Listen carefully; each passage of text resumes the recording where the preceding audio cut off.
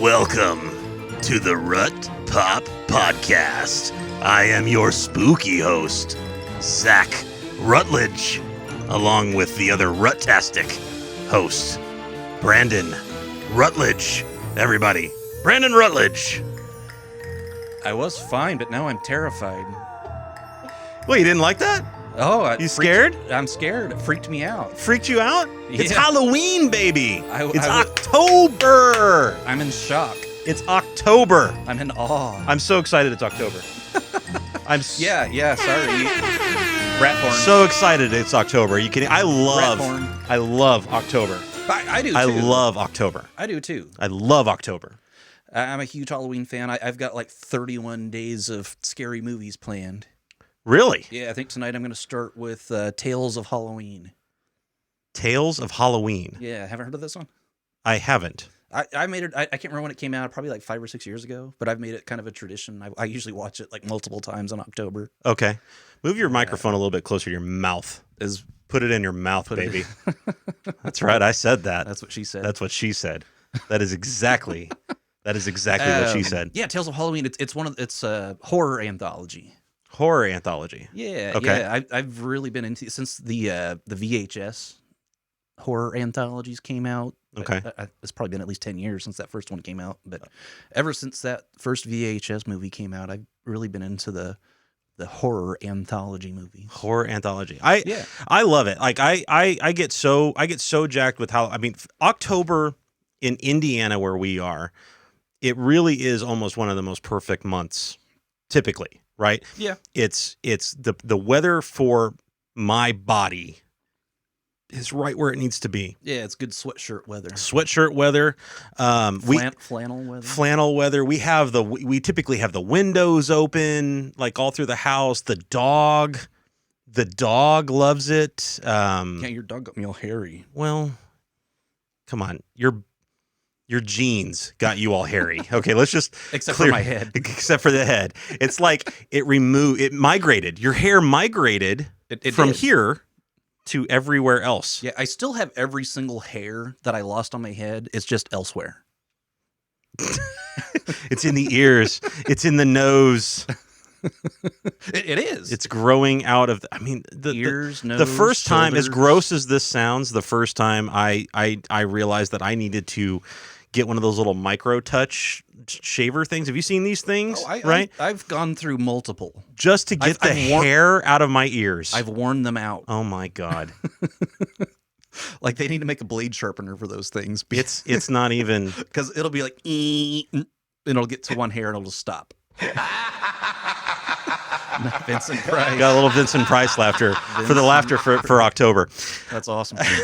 Love it. Love it. And I'm the same way in October though. I get into the vibe of October and I want to start watching some going through some horror movies and different things like that. And I thought about putting together a list, and maybe we'll do that down the road of hey, here are the movies you should be, watching in October and everything like that. But the one I was going to ask you this, I have a movie that is a great, Halloween type movie, right? Yeah. And a lot of those horror movies and stuff, I can usually get through, unless they get too, like we've talked about this before. Sometimes I get a little bit queasy when it comes to movies like Human Centipede and stuff. I can't handle gross horror. Not for me. Yeah. I love horror movies. I love gore movies, but I have never once been interested in seeing that. Yeah. So that show. Right. And some of the Eli Roth movies, and I just can't. I have a hard time. I have a hard time getting through some of his stuff. I totally understand, but I do enjoy his work. But there is one specific movie that I can never like. I've seen it probably 100 times, and I literally can't. Like, I have a hard time forcing myself to watch it, but it's so damn good. Arachnophobia. I love that movie, but I hate it at the same time. Yeah, you're a huge arachnophobe. I can't stand spiders in general, and that's why I have a hard time watching that movie. But it's like it needs to be watched because it's so damn good. Well, John Goodman's just great in general. He's fantastic in that. Yeah. Jeff Daniels is great. I mean, everything about it is super, super, super good. Yeah. Speaking of Jeff Daniels, did you watch the Comey Rule this I week? have not watched the Comey Rule yet. Comey Rule is very good. I highly recommend it. It's $4.99 on iTunes. And where do people watch it at, though?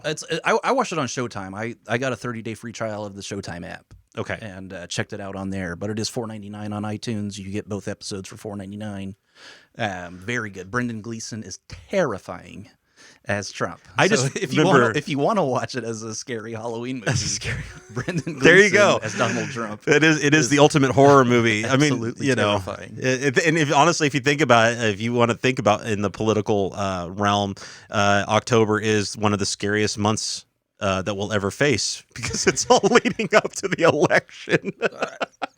My whole Zen one with the Force thing has been screwed up the past couple of weeks because I have been truly terrified by Donald Trump's anti-democratic rhetoric the past couple of weeks. Yeah. It made me go out and have a custom shirt made.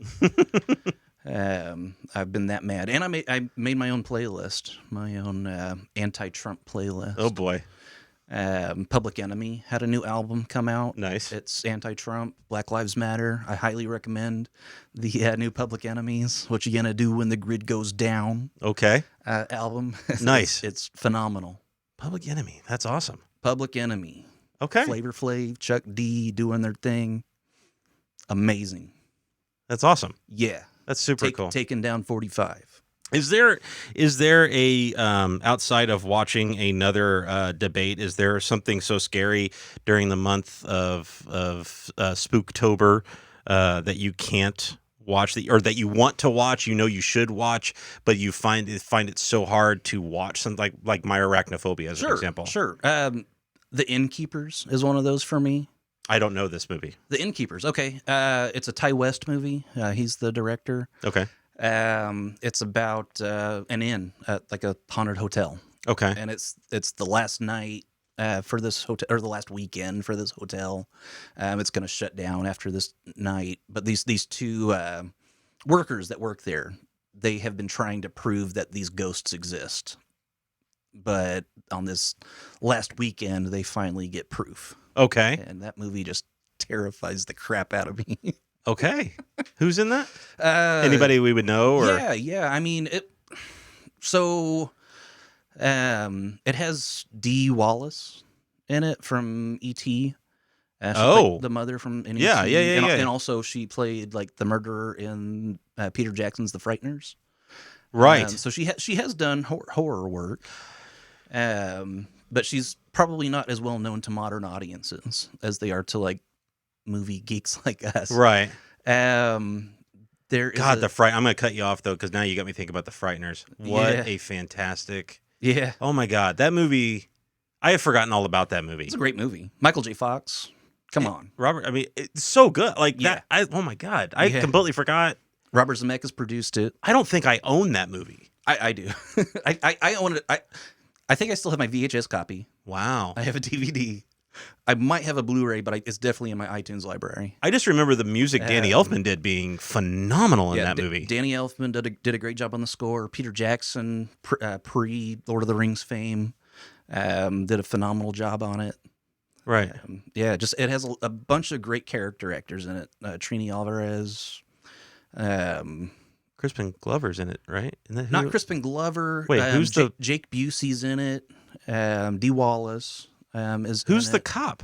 The FBI agent? That is Jeffrey Combs. Oh, another fantastic. Just looks like Crispin Glover. He's done a lot of the H.P. Lovecraft movies. Sheriff Barry, you're invading my territorial bubble. I'll never forget that line. Yeah, so he was in Reanimator and Bride of Reanimator. That's right, that guy. So he's done a lot of the H.P. Lovecraft, like Reanimator was H.P. Lovecraft inspired gotcha movie, but he's done several of those. I can't think of all the other ones that he's done, but there were like 3 or 4 that he did in like the late 80s, early 90s that were based on H.P. Lovecraft's stories. Gotcha. Okay. He's one of my favorite character actors. Just love his. Yeah, work. I don't think honestly I don't think I knew that actor's name, but I knew that. I mean, I knew other things that he had been in.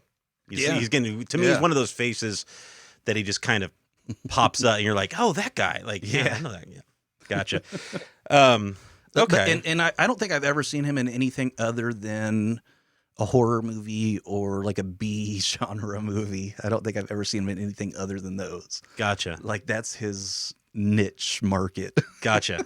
That's awesome. That's Yeah. awesome. Yeah. Like if anybody knows in our audience if Jeffrey Combs has done anything other than a scary movie, I'd be interested. Like, to can you see. imagine Jeffrey Combs in a romantic comedy? Yeah, yeah, that would be awesome. Actually, like specifically write a character for him in a rom com. Oh my God, that'd be great. And if you're just joining us, we are live on Twitch tonight. Yeah, Twitch We've TV, got people baby, in. TTV. Check it out. Check it out. We got people in the chat. We got Justin, Spring, Red. Everybody's in there. Hey, you guys doing? We are What you gonna do talking. when the grid goes down? What are you going to do when the grid goes down?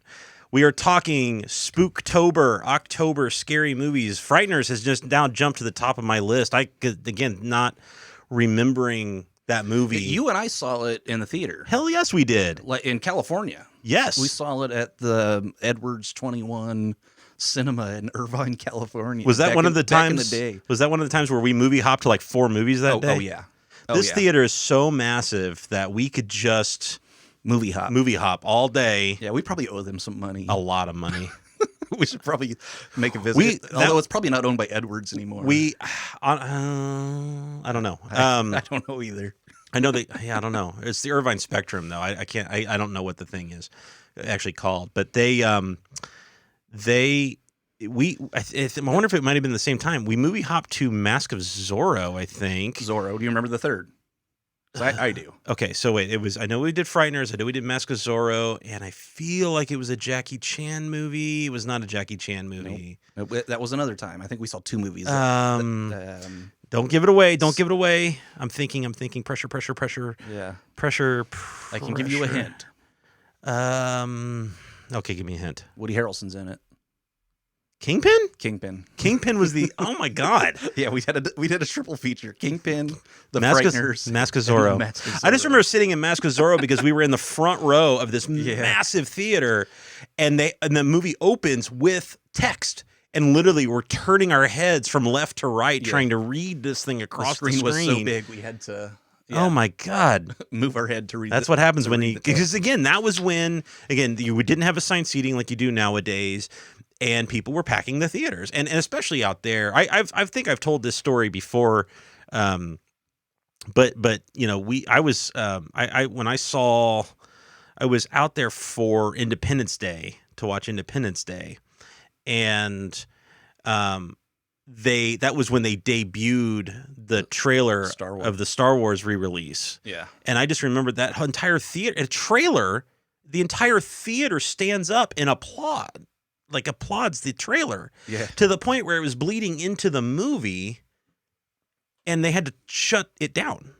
Like I had never seen that before. Yeah. And it's just I don't know what it's like nowadays out there, because I don't think I've gone to the movies out in California in a while. But I mean, to me, compared from the thing that I would put in my mind to compare that to a theater experience in California would be like what it was like to be the 6th man in a Pacers game back in the 90s, like the Reggie Miller 90s, being the 6th man, being in the audience of a Pacers game. Right. That's what seeing a movie out in California was like. That's what it feels like. I mean, people get into it, you know, and or at least it was back then. I don't know what it's like nowadays. Right. Like, I don't know, because again, that was back when movies were still in theaters for a really long time, and that home release window was a year plus. Now it had been 3 months, but obviously things have been changed lately. I tell you this, I gave you a little hint of it, last week, but I did get out to the theaters and I did see TENET.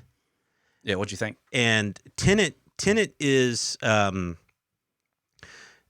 mean, literally my mind. Have you seen that GIF where the guy's like that's what it did to my brain. Christopher Nolan's brain works on a whole different plane than anybody else's. That's Eric Wareheim. Yeah. The Thing? Yeah. Okay. That's Eric. I didn't. From the Tim and Eric Great Show, Awesome Job. Is that what it is? Great Show, Awesome Job. Oh, I've heard of that. You've never seen Tim and Eric? No.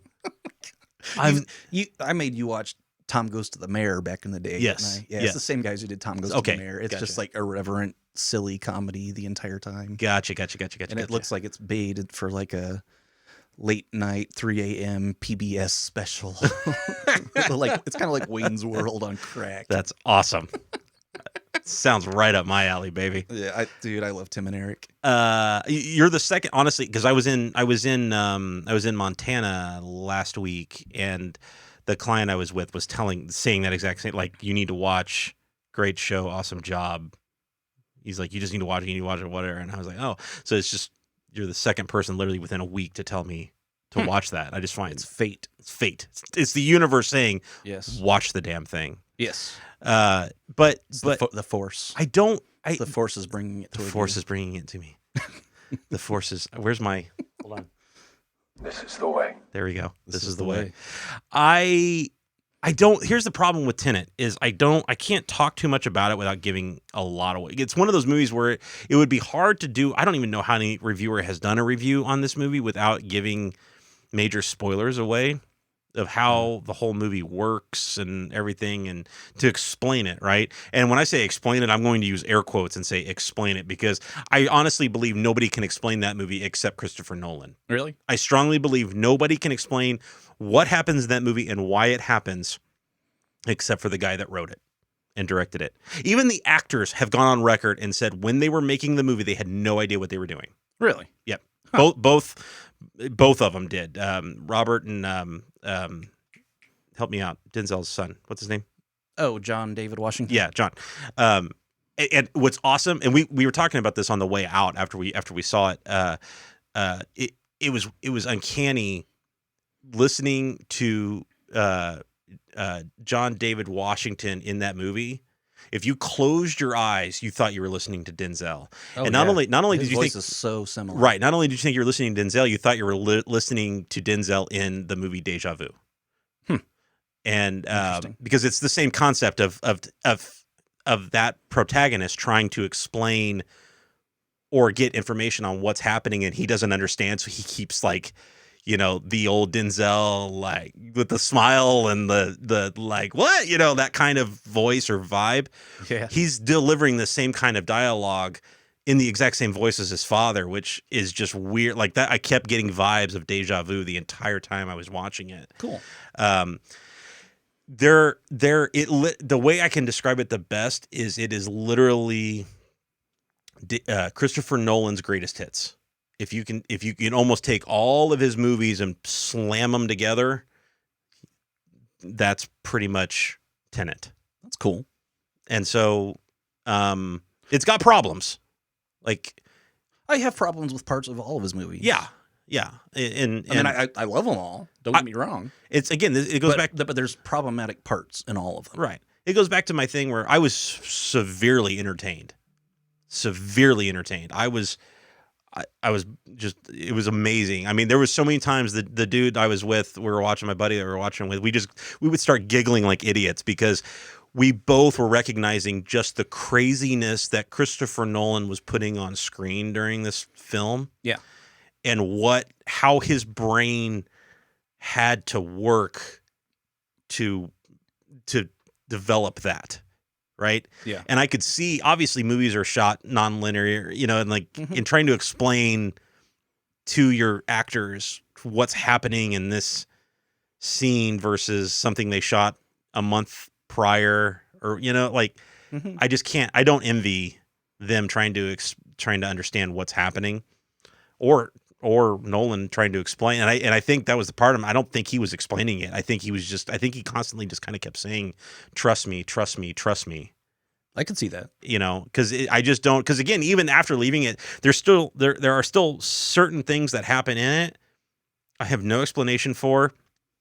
My buddy, like, I would pose the question to my buddy, and he would try to start explaining something, and then, like, in the middle of explaining it, he would get confused himself. And then, or when he thought he had the answer to it, I would say, but what about this? And then he would go, oh yeah. And so then his whole theory was shot out the window. And so there was a lot of that going on where you just couldn't wrap your full brain around. And I feel like maybe those are the best kinds of movies. That's the thing is it's a movie you literally, even if you hated the stupid movie, you would walk out thinking about it for a week. Yeah. And what stinks is that it's in a theater and it's a little bit harder to get to now or whatever. But like, that is a movie I need to see on repeat, to get a better idea of some of those holes that I feel like the story had, or motivation holes that I seem to have with some of the things that were going on with it. Yeah. Well, I mean, it's interesting that you say that, because I've been thinking about like what it was like to be a film critic back in the day before they had VHS and DVD and stuff like that. You know, like when these people could not, Right. you know, pause and rewind a thing, or even watch it at home. They had to, you know, keep shelling out pennies or dimes or whatever it was to go see, you know, these movies multiple times in the theater in order to get like a coherent idea of what it was saying or what it was about.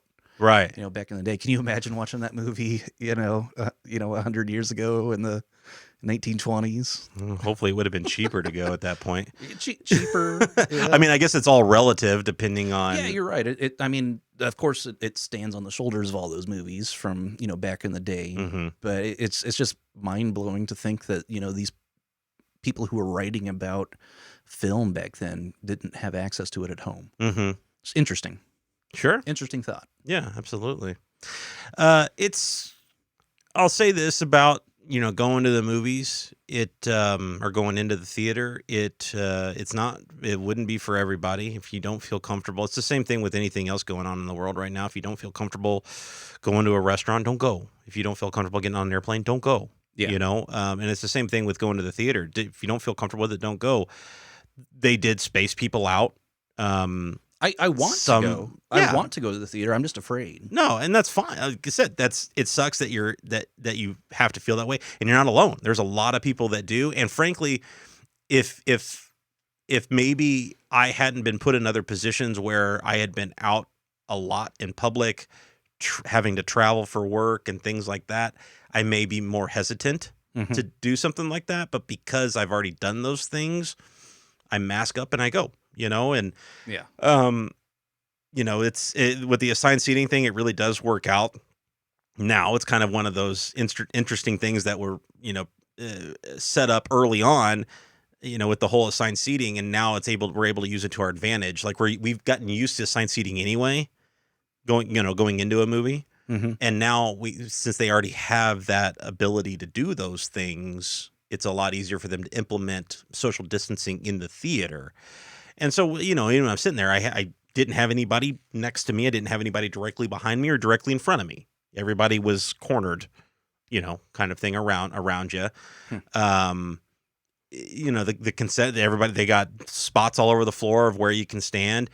That being said, I saw two different parties of people walk in without masks on. And they made it all the way up to the concession counter before somebody at the theater at AMC stopped them and said, you need to go put on a mask. And if they said they didn't have a couple, I think the one said they didn't have one. And so they actually had a stack of masks behind the counter that they could give people. The other guy just had it in his pocket and was just being a turd about it and didn't want to do it. And those are the kinds of things that frustrate me. And I know would frustrate you, are the people that knowingly are protesting it, kind of the idea of wearing a mask. And it makes me think of George Carlin, like things he would be saying right now. Like, I want to take those people out back behind the theater and hit them over the head with a hammer. Right. Because they are dumb. Right. And again, that's the thing. It just, I don't understand it, but I know there are people out there that don't, for whatever their reasons are, political or otherwise, don't want to wear a mask. Yeah. And that when we're being told, as someone points out in the chat here, even though there are signs up on the windows and everything, people still find an excuse to not do it. And I told, even when we were walking around Montana, I mean, Montana's a different freaking country compared to Indiana. Yeah, it's one of those square states. Yeah. There's a lot of, people were looking at, like, when I was walking around with a mask on, people were looking at me like I'm a weirdo, right? Okay. Like I'm the weirdo. They're mask slackers. Mask slackers? Mask slackers. Mask slackers. Yeah. But my the way I expressed myself to anybody that we talked to about it was, you've been wearing pants. You've been told to wear pants in public your entire life, and that's totally acceptable. Yeah.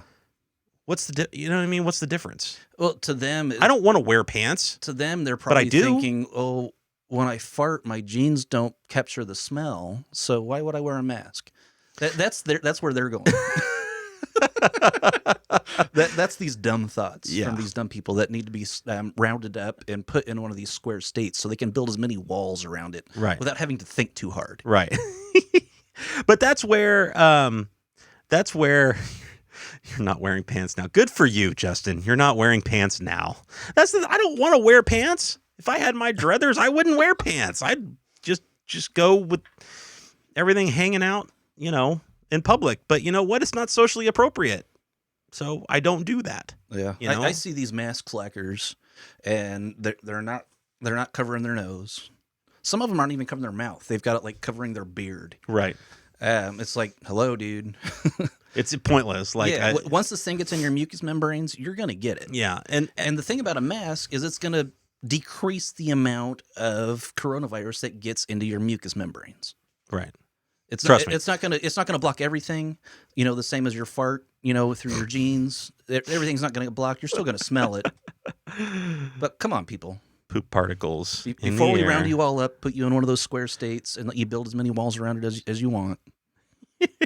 Think poop. Before we take you up back and beat you over the head with the hammer because you are dumb. Poop particles. So I just have to turn my blinders on sometimes, or else I get really frustrated really easily sitting in the theater, and because even in the theater, and this is the same way on airplanes, when you're given food, they allow you to remove your mask to eat said food, right? Same thing in restaurants, right?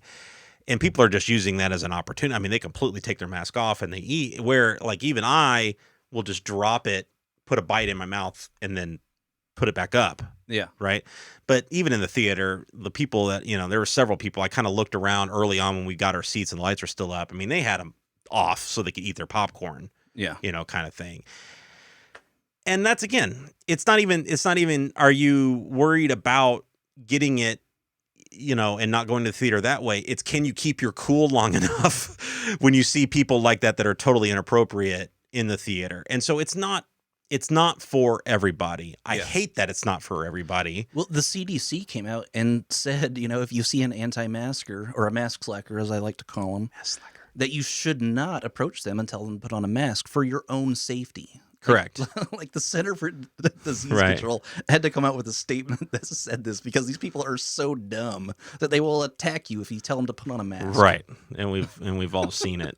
So what it makes me think of is the 1918 Spanish flu pandemic. In the state of California, in San Francisco, they made it a law where you had to wear a mask. Okay. Wear a mask or go to jail. Okay. So, they imposed I think it was a $5 fine back then, which is equivalent to like $90 today. So if you didn't wear a mask, you either had to pay this $5 fine or spend 2 days in jail for not wearing a mask. Okay. So they had hundreds of people that would show up to court, and the judge would be like, "Why aren't you wearing your mask?" And he would sentence all these people. Mm-hmm. And that's where the term mask slacker came from. Gotcha. It was from the 1918 pandemic. That's what they called them back in the day. But 100 years ago, there were people smart enough to wear a mask and to make laws. To discourage these mask slackers. So here's where I'm at with it. Is I feel like because of the lack of people following through with things, it makes people like you and like some of our viewers hesitant to go out in public because they can't rely on their neighbor to do the right thing. Yeah, it right? messes up my whole Zen one with the Force thing. Exactly. And so and to me, that's what's preventing things really we're never going to get back to normal. Okay? For what you thought in December, right? Yeah. Or October last year, October 1st, we're never going to get back to that. No matter, don't kid yourself. We're not getting there. Yeah. This is a new normal. Yep. Okay. Because this thing is mutating all over the world. And that's what viruses do. But the thing is what we have to do is we have to accept that. And everybody has to accept that because that's how you move forward with the new normal. Yeah. Right? You need to be able to feel comfortable going out in public. Yeah. Because not only you, but your neighbor is going to be doing everything they can to be safe. Right? Yeah. If that happens, people start going back to the theater.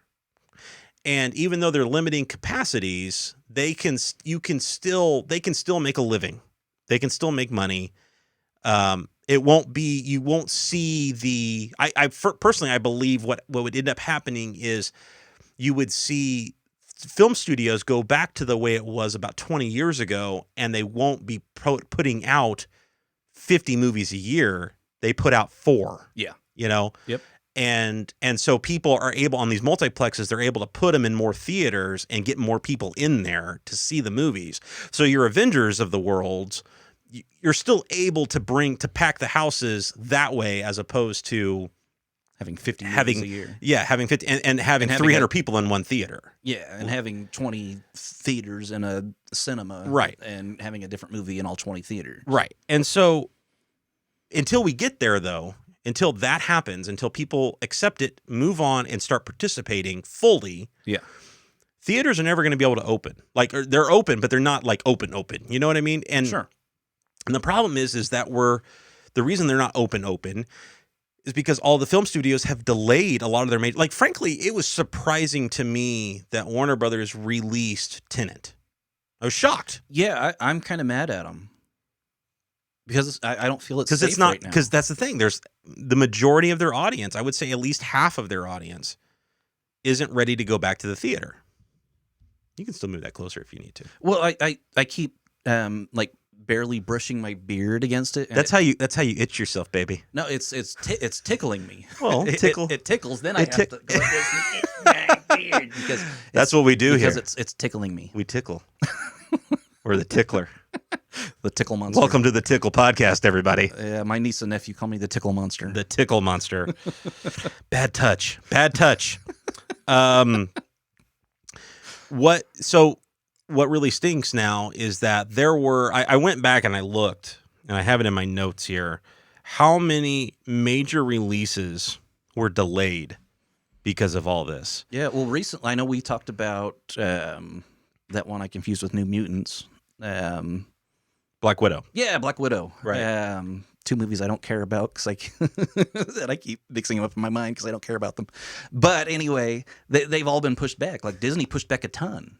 And so one of the ones, so Disney went the odd route a month ago and they tried to release Mulan with their Premier Access. They created a whole new section, released Premier Access, and put Mulan out on Premier Access. Disney, and they released it worldwide. It still hit theaters in some countries. Disney has been so tight-lipped. They're not saying how much money they're not saying how much, and that tells me they didn't do very well. Yeah. And because we ran the numbers, and they only had to hit about 40% of their subscriber base to make their money. Yeah. And because the movie cost $200 million to make, so they only had to make $250 million to make a profit, right? I've heard rumors that they've made like $60 million on top of that 200. So they're at about 40 from China alone, and then the theory is that they've made about 35 on the streaming thing, but nobody knows. Yeah, nobody knows. I've heard they've made a profit of like $61 million, but once, like you said, nobody knows for sure. Right. That's just a rumor I've read. Right. And so, Justin, that's nasty. I'm not even going to repeat that. So it was all about tickling. I'm sorry. Our chat is amazing. I love our chat. I am the tickle monster. Trust me. Actually, that exact thing plays into a movie I'm going to talk about here in a minute. Let that spin your wheels for a second. Where is he going with this? If Disney made what I thought they were going to make with that because of the Premier Access, 2 things would have happened. Number one, they would have been screaming it from a mountaintop, right? And number two, Black Widow would not have been pushed to May of 2021. Good point. They would have immediately said, you know what? Come November, we're releasing Black Widow on Disney on the Premier Access. Yeah. Right? That says a lot. That says Mulan failed on an epic level for the studio, for the Premier Access side of things, all of it. Right? Yeah. And so you just have to read between the lines. There was so much. I don't have Disney Plus right now. Have they lowered the price on it at all? Like, have you noticed that? Or no? Okay. Mulan is. I did notice that with Bill and Ted 3 that they've lowered the price. They lowered the price. And Bill and Ted was one that was meant to come out in theaters. Yeah. It has Bill and Ted has officially made $32 million. Really? On a $25 million budget. Good for them. So, and again, that's pure profit for the most part. I mean, there's definitely some marketing that's not being figured into that $25 million deal that they've been pushing, but most of it's all social marketing, which is pretty cheap. Yeah. And so they made $32 million on streaming alone, on VOD alone. Good. So again, good for them. Mulan's getting ready to hit Amazon, Hulu, like all of those other like paid services, that you can rent it from or whatever. And I think what really hurt Mulan was right before it got released. Disney stupidly put out a statement that said it was also going to become available on the standard Disney Plus streaming service for free in December. Why would they do so that? All you had to do was wait 3 months. Wait 3 months. Just like a normal video release. $25 or wait 3 months. Right. It's stupid. Yeah. Like I was like, most people who've had high school level economics, or even people who could just do elementary math could probably figure that out. I mean, trust me, if I had already pre-ordered it before we found this out. Yeah, I know you were excited about it. And Rachel was like, "Don't you dare pre-order that." After they came out with that, I was like, "Sorry, like too late." But I really feel like that hurt them more than anything. I think that probably took a major chunk out of their revenue with Bad that move, movie. Disney. It was an awful move. I don't understand it. Idiots. So, like I said, Tenet came out, which again shocked the heck out of me.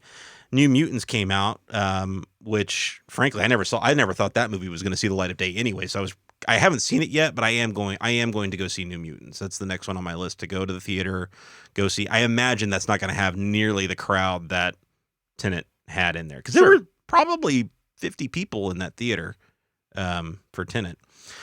But there are still. I mean, out of 50 people, even if 5% of those people weren't wearing a mask, that would have angered me. Yeah, angered me to the point where I probably couldn't have enjoyed the movie. Well, that's the thing. That's what I'm saying. Like, even if it wasn't fear of getting it, I just feel like from your standpoint and from a lot of people's standpoint that feel the way we feel, just seeing those people not participating in the safety precautions that they require, it gets very frustrating very, very easily. I'm a turd on an airplane anyway. Like, I have a huge airplane etiquette thing where I travel so much. So when I see people breaking what I think of airplane etiquette, it bothers me to my core to the point where I have a hard time not saying something. When I see somebody, I watched a dude once bring in his own food. I hate when people do this anyway, but they brought in like their own like meal of stuff. And it probably smells. Oh, it smells up the whole plane and all this stuff. But whatever. So they bring that in, and then he had his own bottle of Coke, right? The flight attendants come down up and down the entire time, with a trash bag. Throw your stuff away. And she, like, after like the fourth or fifth time, like we're getting ready to, like, you're getting close to landing, and like she walks by one more time, and he still has that stupid plate of food sitting on his tray, and she's like, "Sir, are you done with that? Can I take that?" And he goes, "Yeah, I guess," and like hands it to her, right?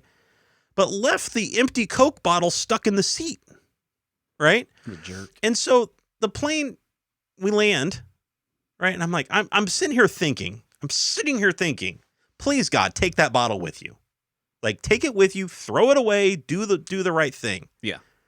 And he like, he's one of those too, where as soon as the plane landed, he like jumped up right away. And I'm like, where are you going? You know what I mean? Like, there's some old lady in the aisle across from us that like probably needs extra time. Get out first. Yeah. He's getting out before that old lady. Yeah. And I'm like, you know, like Sure. you could have helped her with her bags, you know what I'm saying? Whatever, like, because he was on the aisle. And so anyway, so he jumps up and he's getting his backpack on. And he's just standing there or whatever. And I just kind of keep staring at him. And that stupid bottle is still in that back pocket of that seat. And I'm just staring at him. And I just stare at him and I look at the bottle. And I keep looking at him and I look at the bottle and I look at him. And I mean, you can start seeing people, you know, moving away. And I finally went, "Hey, you're taking that, right?" And he looked at me funny and I went, "You're taking that, right?" Fine. He grabbed it and took off. If I hadn't said something, he was just going to leave it for the flight attendants to clean. They're not janitors. Yeah. You know what I'm saying? Like, I mean, your coronavirus lips touch that. Well, this bottle. was before coronavirus anyway, but okay. But regardless, like it's still plain etiquette. Like that's the thing. Like it's not, you know, like It's not your house. they gave you ample opportunity to throw your junk away. Yeah. Right. The other thing that always gets me on an airplane is when like somebody, like if you have a middle seat, especially now the middle seats are open, right? And somebody will come in to your row and they'll have like this small little bag or something, like a purse, right? That's always my favorite is when it's a purse. And typically when I travel, I have to travel with a whole bunch of gear and I have to, you know, stick something under the seat plus over the head or whatever. And the thing going under the seat's always big and bulky, so I'm you know, my knees are in my chest anyway, right?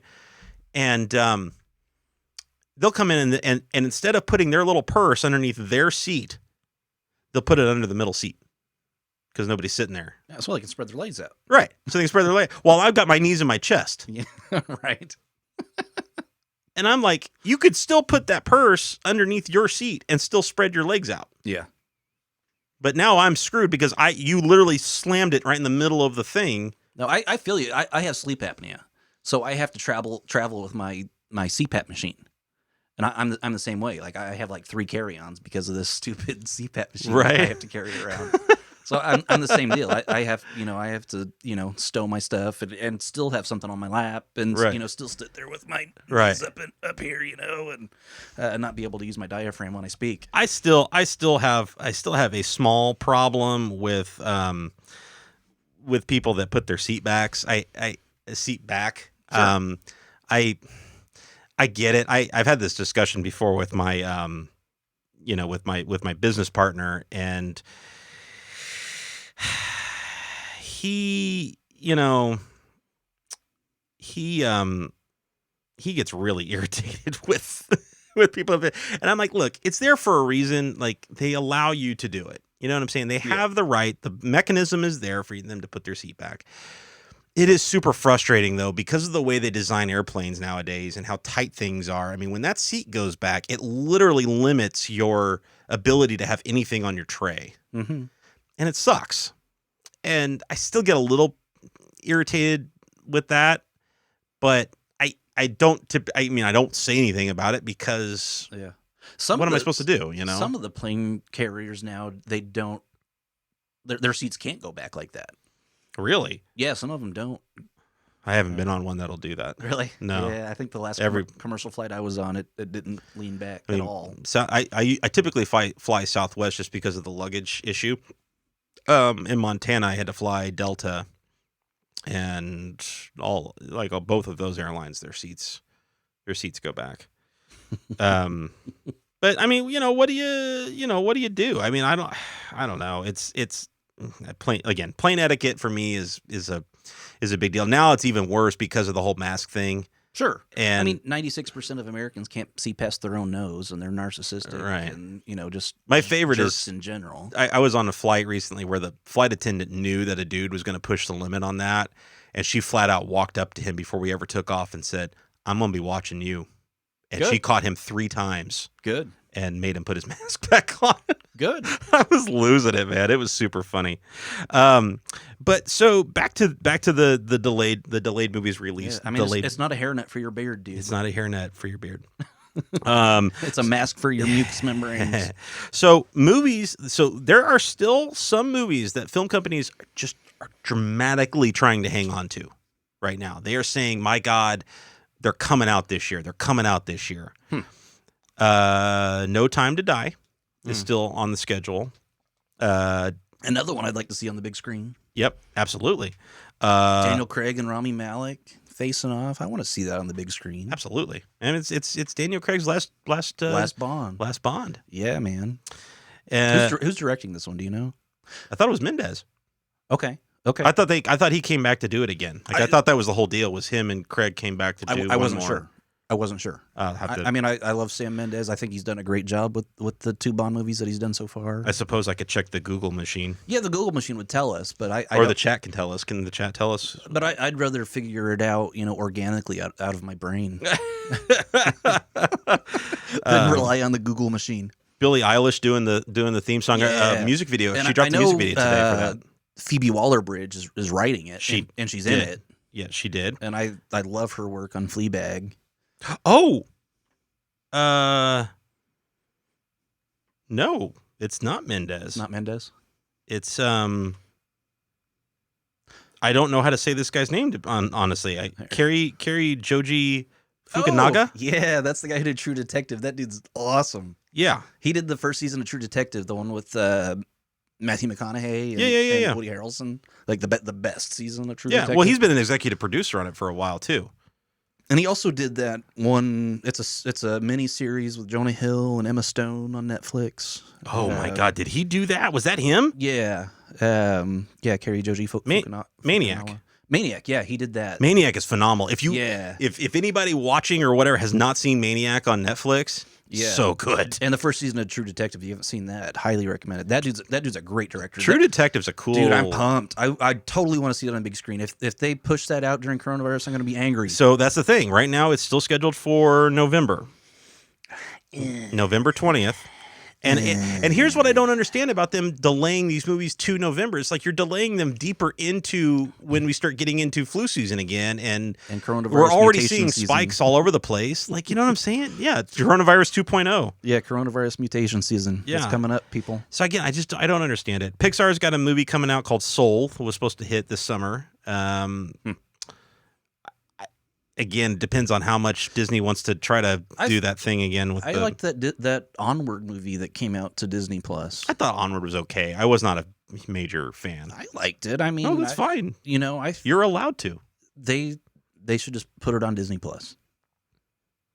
I think so too. That's my point. Is I feel like they should just put it. I think they should just put it on Disney Plus. Yeah. And call it a day. But I mean, again, those movies are very expensive, and so they're not cheap to make, and they need to recoup. Charge $30 for it instead of $24.99. Charge $29.99 until they find that magic number.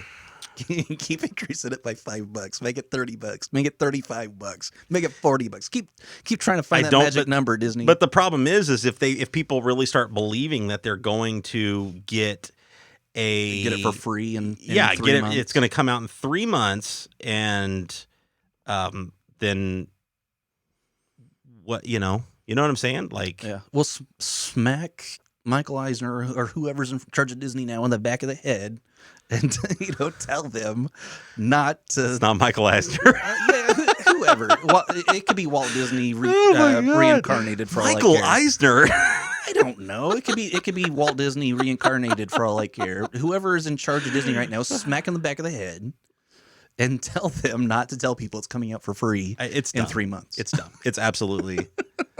I think Soul. Here's the problem. Mulan was not that great of a movie. It was okay. I still feel like it was. It's another one of those I don't care about. Right, and I think that was the problem with it. I think Soul, Pixar, and Chat's pointing it out right now is that that could be a movie that, and that was kind of my opinion with Black Widow too. It was like, I feel like that could be a movie that you push out, you get the subscribers you need with it, you get the people to go ahead and commit to it, because that is a tentpole movie. Like, Black Widow was a tentpole movie to come out. I don't know. I don't know if I don't know. With as bad as what Mulan ended up doing for Disney, I don't think they're going to do it. They're still holding on to Wonder Woman. They still think Wonder Woman's coming out in November. Do they? Yeah. Huh. Or Christmas. I'm sorry. Christmas. Yeah, and Dune has like a hard Christmas release date too. Like, they're like, it's coming out But December it always has. Like, I'm looking at movies that have been delayed. But I'm such a huge Denis Villeneuve fan that I want to see that one on the big screen too. Like, in my opinion, every American film that he has done has been a masterpiece, and I want to see Denis Villeneuve's movies on the big screen. Absolutely. And if they release because his movies are gorgeous, they're phenomenal. Every single, I'm not a big fan of too many of his short films, but his feature length films. I don't think I've seen any of his short films, but he has one. It's called Next Floor. It's kind of disturbing, but it reminded me of a Netflix. It's a Netflix movie that it's in Spanish. I don't know if it was made in Spain or Mexico, but it's called The Platform. And it's about this. It's kind of like a prison, but it's like a prison that's like built into the ground, and there's like 300 floors of this prison, but there's a hole down the middle, and there's 2 people on each floor, and the food starts at the top, and the first floor eats as much food as they want, then the food drops down to the next floor, and it keeps going down, 300 floors. Wow. It's an interesting movie. It's in Spanish, or you can watch the dub, which Netflix does horrible dubs. But it's a very interesting movie. But Denis Villeneuve did a short film called Next Floor. It's kind of like that, but instead of like prisoners, they're kind of like upper class people, and the food keeps dropping down next, to the next floor. It's interesting. Awesome. Yeah, love to check it out. But it's not my favorite film of his. Like to me, it's like an okay student film. Whereas his feature length films have all been masterpieces. All right. Sorry, I'll stop talking about Denis Villeneuve. No, that's fine. I'm super. They had a trailer attached to Tenet for Dune, and that was the first time. I mean, obviously we watched it on a computer screen, right? Yeah. Watching that trailer on the big screen, chills. Yeah. I was so excited. Yeah, I just want to see those big sandworms. Both me and my buddy turned to each other after it was over, and we both put our crossed our fingers, please be good, damn it. Yeah. Well, it's supposed to be like Star Wars for adults. Well, that was what the original was supposed to be too, but yeah, but it didn't deal with the drug aspect. Like the main thing in Dune is this product that it's basically like their gasoline, but it's also like a hallucinogen that they get high off of. Did you read the book? No. Okay. I haven't read any of the books. I keep debating on whether or not I'm going to try to dive into that. I don't know if I can read them. Doesn't talk about the fact that it's a drug and a spice and a gas, a gasoline, right? All combined into one, and it's like the main, economic factor in this universe. I still feel like I want to revisit that. That movie, like the original, that movie again. We talked about it the last time, but I feel like I still want to revisit that at some point if I can get through all the other stack of shame of movies and stuff that I need to get through and TV that I want to get through. I feel like I need to find myself a copy of that, and watch, just for purposes of watching it, Yeah. I mean, I'm a huge David Lynch fan. It's worth seeing just Sure. for his library of films. They're all interesting and in certain aspects. So the only one I have not seen is Elephant Man of his work. Given the current state of things right now, because that's only going to get worse as we get closer to December, would you go see Dune or No Time to Die? At this point, no. No. Okay. The numbers in North America right now, and especially the north of the United States, are terrible right now. Right. And it's only going to get worse. This is not getting better. Unless everybody really contributes, it's not getting better. Yeah. So, it's like flatlined in the, the American South. Well, where we are right now in Indiana, we are consistent 1,000 cases a day. Yeah, we've spiked in recent weeks. Yeah. Well, it's like average. Like our average is right at 1,000. The numbers I looked at this afternoon, we've spiked. Indiana has everywhere around us. I know Wisconsin has, but and we are the same as Wisconsin right now. That's interesting. Yeah, the entire Midwest. I hadn't seen that yet. I think I saw yesterday the numbers, and it was 984. We're exactly the same as Wisconsin right now. That's wild. Yeah. The problem again, I don't want to dwell on this too much, but the problem with Wisconsin right now is their hospital rates are going through the roof. That's the scary thing with Wisconsin. So back to more movie news. So that's this year. That's movies that were delayed this year that they're still trying to push out this year. I feel like they're gone. I feel like TENET is the last major release we're going to see this year, which really messes up, in my opinion, the Oscars. I don't know how you do Oscars, even remotely like they did the Emmys. Mm-hmm. I just don't know how you do it because you're not going to see everything. Like nothing's going to come out appropriately for even screeners to be released. And the Oscar rules are the film has to be in theaters, shown in theaters in Los Angeles and New York. Right. That's like the rules to be I would imagine qualified for the Oscar running. Just like everything else going on this year, that they would adapt rules depending on, you know what I'm saying? I mean, they released all kinds of new rules for the Oscars a few weeks ago. Right. Oh, and that wasn't one of them? It was still saying it has to be... I mean, these are based on the amount of minorities you have working on your film. Oh, okay. Are the new rules that came out. Gotcha. Not really COVID rules. Speaking of which, just jumping off topic real quick, I saw today Chadwick Boseman has another movie coming out. Awesome. Did you know about this? No. That's Yeah. awesome. No, the last news I saw about him was he gave up part of his salary for Sienna Miller on 21 Bridges. Right. I knew that. That was the last news I saw about him. Yeah, no, something I saw just today came out. Netflix he's got another Netflix movie coming out. Awesome. And I think it's December. I think is when it hits. I'll get more information on it later, but I can't think of the name of the movie right now. But I just told my wife, I was like, oh my God, I think, again, all of the other wild things this dude was able, I was like, he's got another movie coming out. He was able to still do another movie. Did like 7 movies while he was insane. That's absolutely insane. Yeah. So movies move to next year. We've got Black Widow. Okay. We knew that one.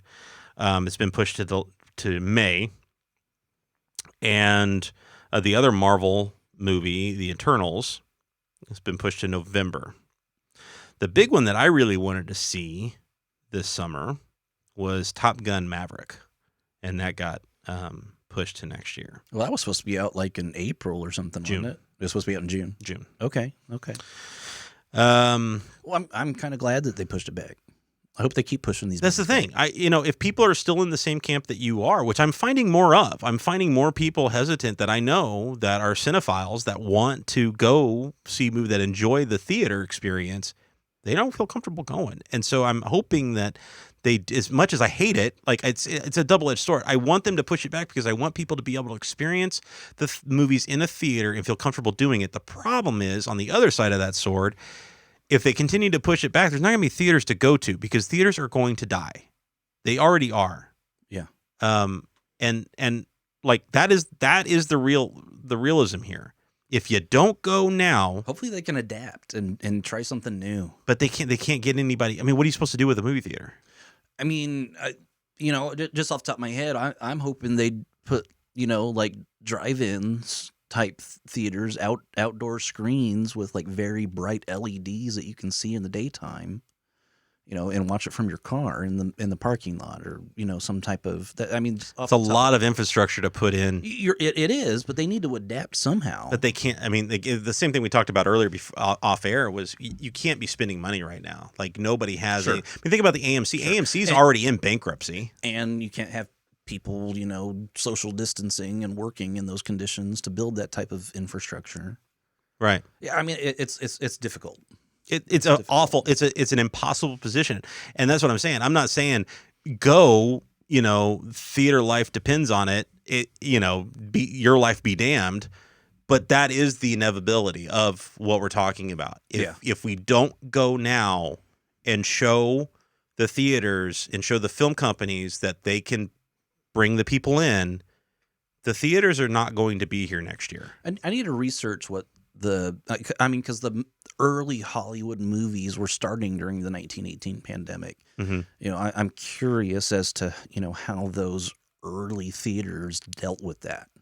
I don't know. I don't know either. I mean, those are like the early days of the Nickelodeons, right? And the early days of, Charlie Chaplin and, doing short films and stuff like that. The days before, feature length films, right? They were more short films. But I'm curious how they dealt with the pandemic. I'm telling you, man, then. it's an impossible. I'd be curious. You do that for the next one because I'd be very curious to know that. Because right now, like I said, I feel like right now we need solutions for theaters. Theaters spending money right now is out of the equation. They're not going to do it. They can't do it. They would rather just shutter, you know, and everybody's going to be out of jobs and maybe down the road, whatever. The problem, it's been this snowball down a hill leading us to this point right now where you, instead of single screen houses that have lower overhead, you've built multiplexes, and it all stemmed from the film companies releasing 50 movies a year. Yeah.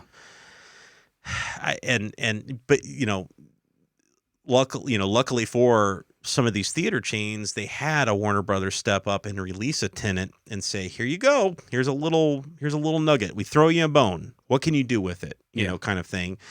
And it's not doing awful. It's not doing great.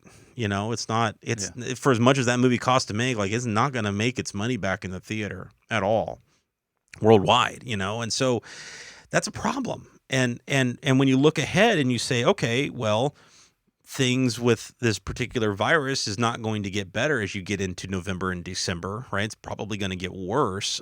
So these movies that are already on the schedule, they're going to take them off the schedule because they're not going to release Wonder Woman unless they know they can make $300 million. They're not going to do it, right? Yeah. And I'm curious to see what those movies do because Christopher Nolan's kind of special in the fact that he's able to do these big tentpole movies that aren't based on previous intellectual properties. Right.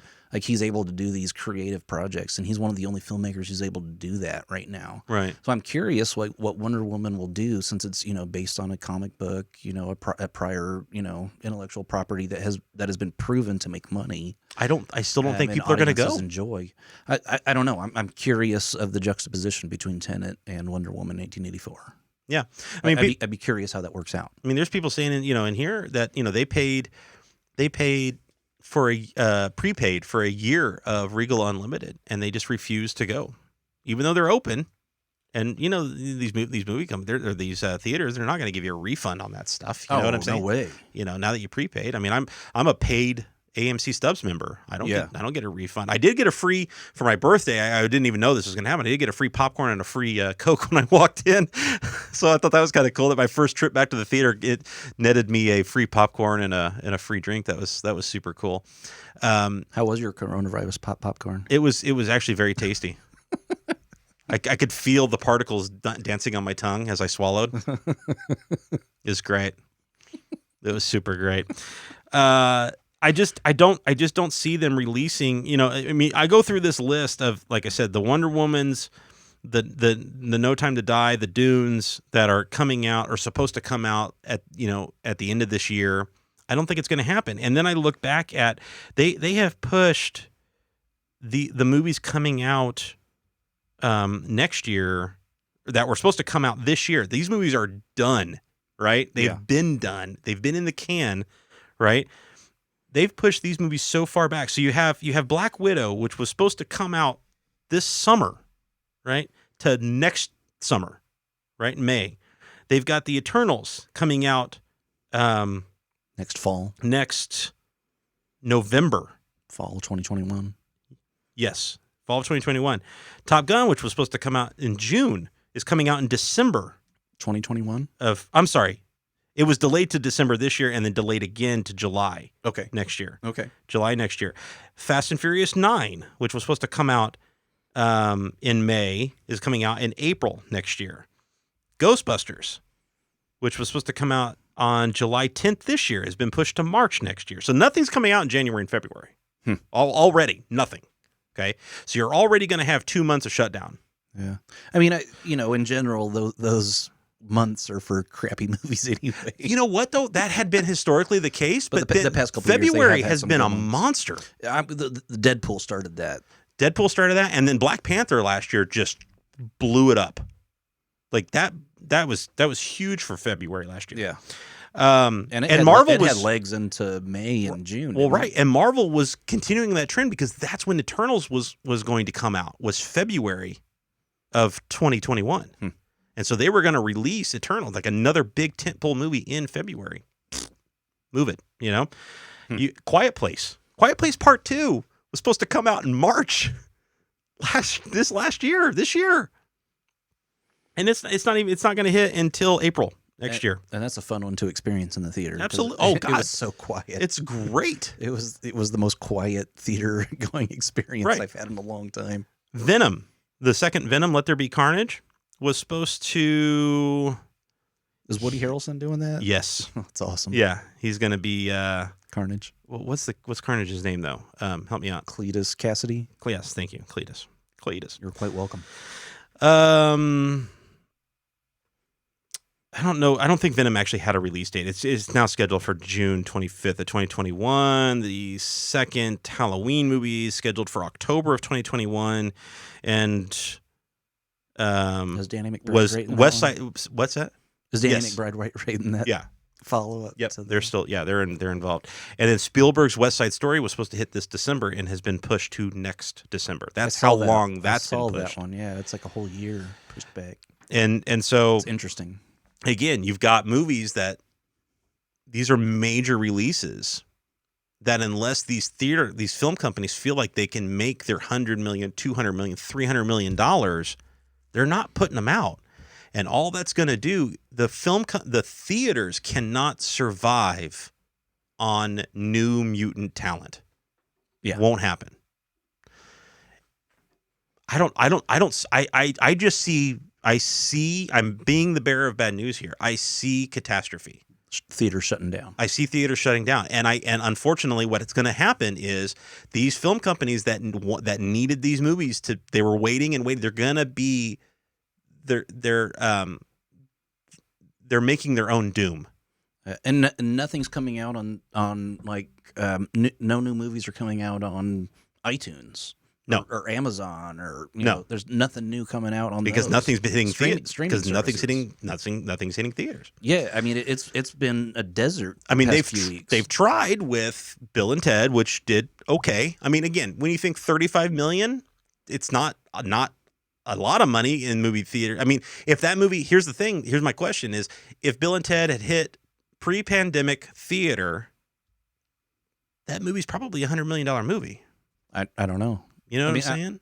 It's very curious. Hopefully, and in my opinion, that it would have reached that, but who knows? It could have still been a $35 million movie. Depends on what was around it. It depends on what was around it. Sure. Sure. The Trolls movie, the Trolls sequel that came out hit streaming and didn't do awful, but didn't do great. Yeah. Mulan, we know about that.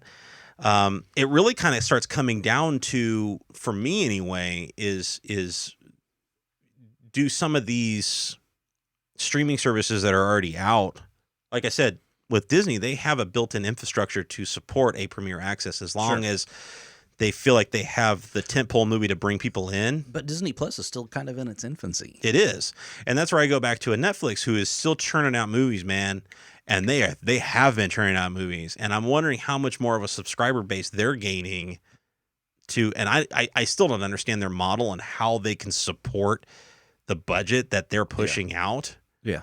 But is it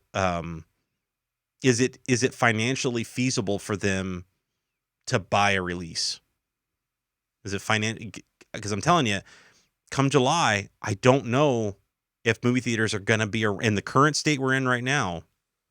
I mean, those Netflix and Amazon Prime, they could stand to make a fortune. That's the thing. If they start buying, if an Amazon Prime bought Quiet Place Part 2, their subscribers are gonna explode. It would be huge. Yeah. It'd be huge. HBO Max. They stand to make a ton of money. HBO Max. They release Wonder Woman 2. I'd subscribe for it because I'm curious. I've hated every DC movie pretty much. Yeah. But I'm still curious, and I would buy a subscription to watch. I've made up my mind. I'm going to get a subscription for HBO Max. I really want to see the Ridley Scott show anyway. Mm-hmm. The one about the replicants. Yeah, it's something wolves. I can't think what it's called. I know what you're talking about. Anyway, I want to see that anyway. So I'm thinking about subscribing. Yeah. But the Snyder Justice League cut. Yeah. Oh man, I'm curious now. I'm so curious. Like, it is Why? finally Because they announced that Affleck's reshooting stuff they're spending $70 million reshooting on things. reshoots. $70 million reshooting things. Interesting. That's insane. That's going to be like the most expensive movie in history because that movie already cost like $300 million to make or something. Like, Well, I mean, the original Superman was so expensive because of Marlon Brando's salary. yeah, for his 3 lines he had in the original Superman movie. So I'm just curious now because of that. I'm curious my curiosity has finally been piqued enough where I'm going to watch the Snyder cut, even though I'm probably going to hate it. Yeah, I'm going to watch the Snyder cut, the butthole cut. the butthole cut. It's the butthole cut. But I think Tenet was a good test to see where we were. Again, that was released before things really started spiking again, like they're starting to do. And it's not. I mean, $60 million is not great for Tenet. Like that's It's not. It's not. And so, and I still really want to see it on the big screen. it's man, you have to see this on. I don't want to force you into seeing it, but we saw it on IMAX. The whole damn movie shot in IMAX. The whole damn movie. Oh, yeah, I mean, he's shot his past few movies, Right? on IMAX. And it's just, it's epic. Like and the problem is because so few people are going to the movies to see it. I don't have anybody to discuss this with except for the dude I went and saw it with, and both him and my minds are blown, and we can't figure out. So it's like we need a third party in there to help us decipher what's going. Everybody. Did you have any theories after you saw Inception, or was your mind blown after seeing Inception for the first time? Do you remember that far back? No, I mean I do, but as far as theories, as far as was he in a dream or was he not in a dream? Sure. I feel like he wasn't in a dream. Okay. I feel like that was he actually got a happy ending. That's my take on it. Okay. But I love the feel way like the entire movie Ken Watanabe was doing Inception on Leonardo DiCaprio's character. Really. Yeah, that's my theory on that movie. Like the entire movie is an Inception on Leo. And I love that about that movie is that there's so many different levels, not only from the movie, like not to take a movie term, but there's so many different levels to that movie. Yeah, and that's why I want to see Tenet, because there's probably, I guarantee you, there's so many levels. Tenet that you can interpret it. Tenet reinterpret it and misinterpret it. Yeah, Tenet. I don't know if Tenet goes that. Again, I can't explain it without really giving a lot away. I will say this: like Inception, they don't explain the science behind it.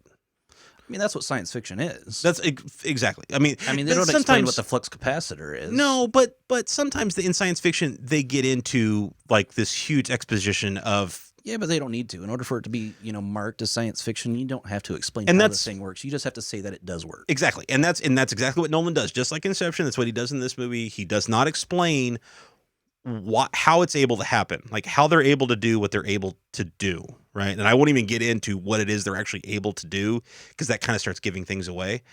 But from the trailers, you know that there is a science fiction element to it.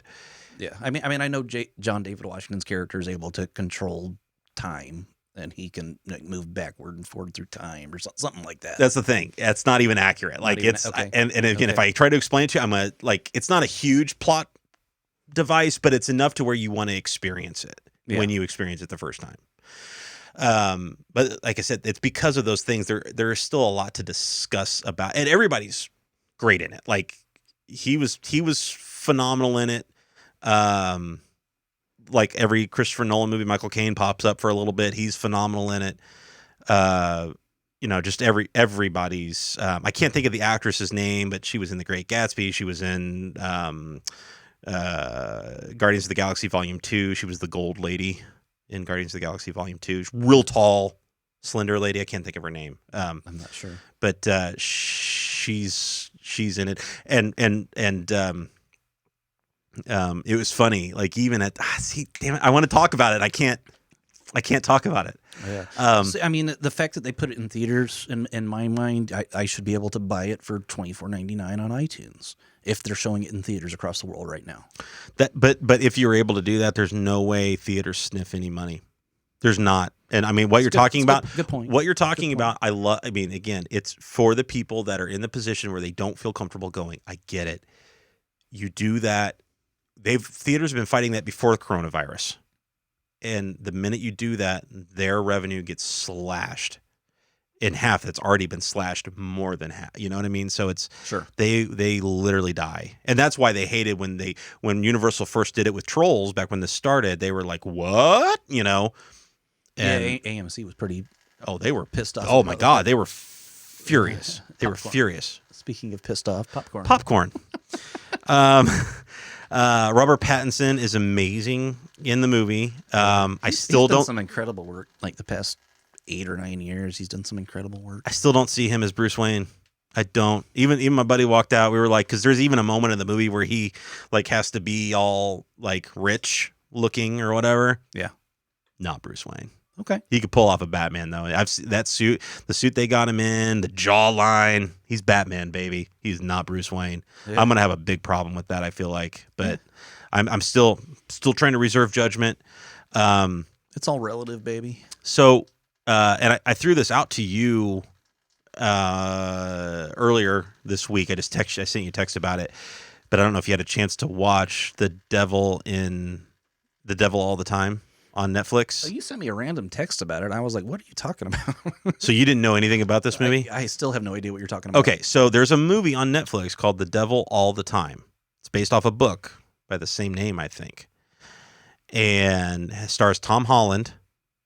Robert Pattinson's in it. Oh, I do know what you're talking about now. Okay. Sebastian Stan's in it. I know what you're talking about now. So you haven't seen it yet, though? I haven't seen it. I know what you're talking about now, though. So damn tasty. Is it? So good. Okay. It's so good, baby. Okay. And for all, and like, this is what I say, for all of those people that are like, Robert Pattinson, the Twilight guy, watch this movie.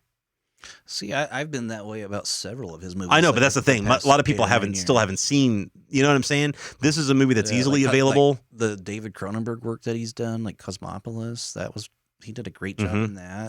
Wait, I don't think I saw that one. High Life is another one he did a great job. The Lighthouse, like he did one with the Safdie brothers, the guys who did Uncut Gems. That's what I'm saying though. But people haven't seen it because a lot of it, it's a big indie career more than anything. He's done a lot of indie movies and they've been phenomenal. You know, like Tenet is one of the first tentpole movies I think I've seen him in with his name attached to it in a while, right? Sure. This movie hitting Netflix, it's right in your face. It's easily digestible because it's right in your face. It's not an easy movie to watch by any means. It's a very dramatic movie. But you watch this, he literally is the best part of the movie because, frankly, he's such a scumbag that you hate him the entire time. And it's great though, like because that's what you need to see. You need to see that number one, he's an actor that cares about his craft more than he cares about just being liked. Like he needs to play the hero every time or whatever. Like this is complete not the hero at all in this movie, and I love that. I love that about him. And so, from a drama standpoint, he can absolutely handle a Batman or whatever. He's extremely talented. He's extremely talented actor. He's a very gifted singer. Yeah. he's well, I haven't heard him sing. He's a singer, huh? Yeah. Oh, never heard that. Yeah. Very, very gifted individual. Bill Skarsgård's in it. The guy that plays the clown in It. Harry Melling was in it. Cool. I feel like, did that dude just sign a contract with Netflix or something? Because it seems like every Netflix movie he's there. Yeah. If he's not front and center, he's walking in the background or something like that. The Old Guard, The Ballad of Buster Scruggs. And now this. And that's just the three I know of. For all I know, he's in more. Yeah, and he's a great actor. It's just so funny because, again, he doesn't fit the prototypical movie star or anything like that. Not. Character actor for sure. Yeah, I mean, I could see him becoming like the next Severus Snape. Alan Rickman? Yeah, I can see him becoming like the next Alan Rickman. Just possibly. You know, kind of a pale, shriveled British guy. Yeah. That's the thing. Like, he has to play. He always interesting parts. He always has to play creepy guys. Yeah. Like creepy characters. That's what he has to play. Or weird, like weirdness or whatever. Yeah. So I don't know. I wonder if he spent a lot of time with him on the Harry Potter sets. Like just like or studying him. I don't know because they were never on. They would never have been on set at the same time. But he seems like the type of actor who really studied his craft. It's interesting. Like like he was on the sidelines, kind of like how, basketball coaches that are, the really great basketball coaches are kind of the ones who weren't starters. They were kind of guys that came off the bench. He kind of reminds me of that. He wasn't like the starter in the Harry Potter movies. He was kind of coming off the bench in the Harry Potter movies, but he really studied his craft and, and learned the game. And he's becoming a phenomenal actor. Yeah. For these Netflix shows. Yeah.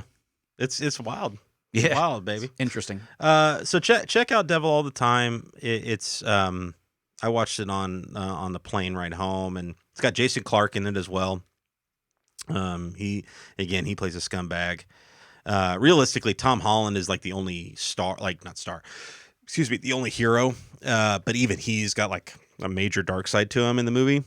And it's cool to see Tom Holland do that kind of role, honestly, because all I kind of know him from is Peter Parker, and so it's been nice to see him in a totally different style. These are all British actors. Are these British actors doing like American accents or? Yes. Okay.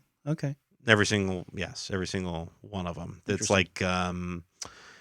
like somewhere, but I think it's like in Ohio, like the southern western tip of Ohio. Interesting. Is where this thing is set. I'd be curious to listen.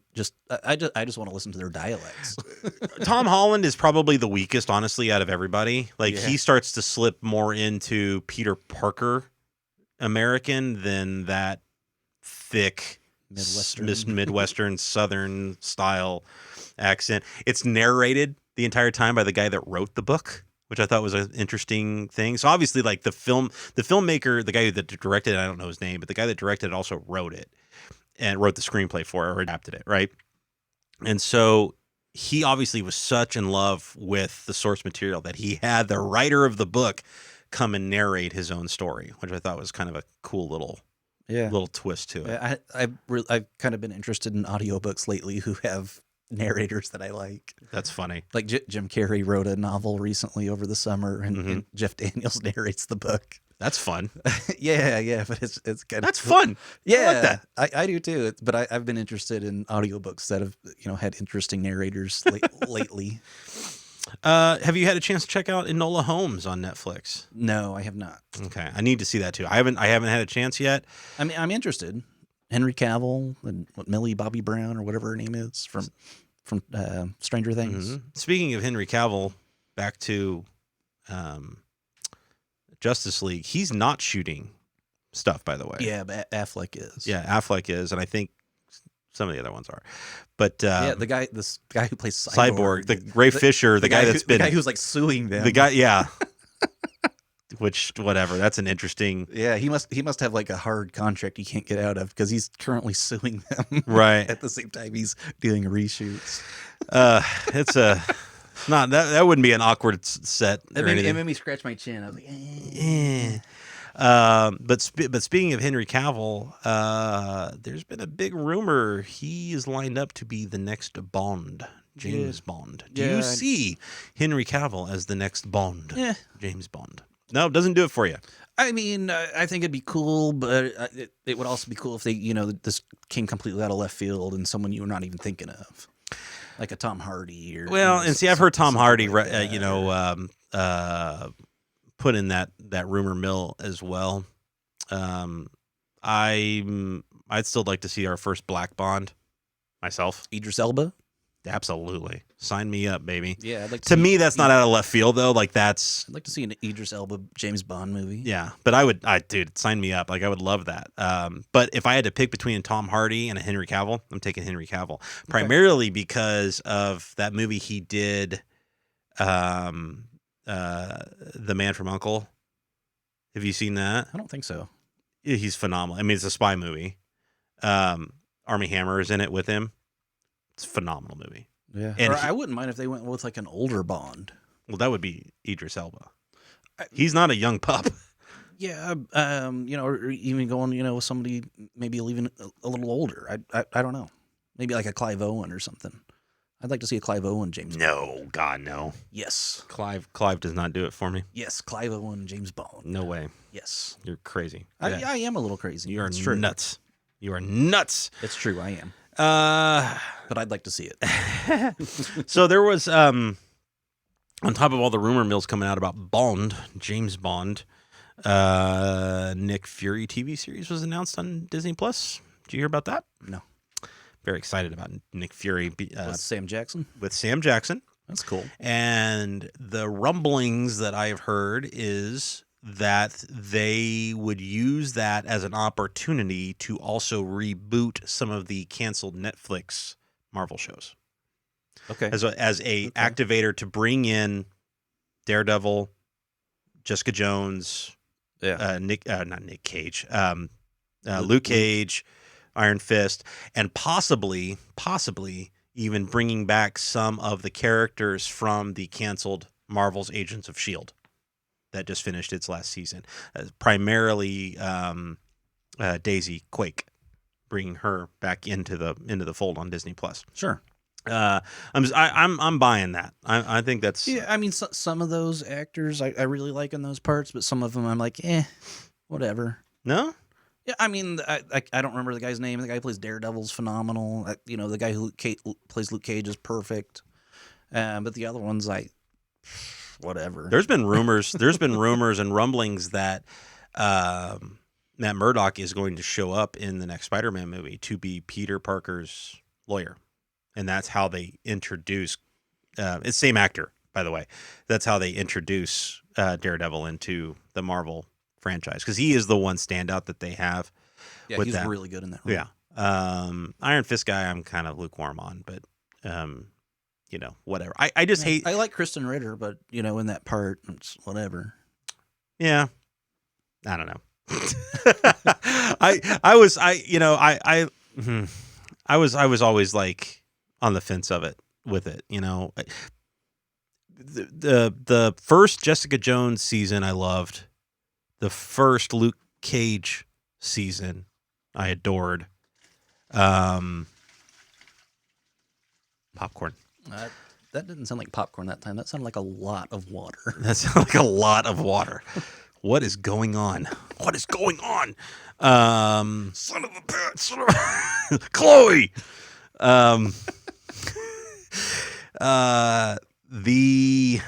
What was I going to say? The Iron Fist, I could not deal with Iron Fist on either season. And Vincent D'Onofrio, chat's pointing out. Vincent D'Onofrio, Kingpin, yes. Oh my God, yes. Rock on, dude. Yes, absolutely. I totally agree with Vincent D'Onofrio. Absolutely, Vincent D'Onofrio. Yeah. Give me Kingpin on that. Dropped today, just this afternoon, Jamie Foxx is coming back to play Electro. I saw that in the next Spider-Man movie. That is a wild choice. Yeah, I mean, we kind of talked about it.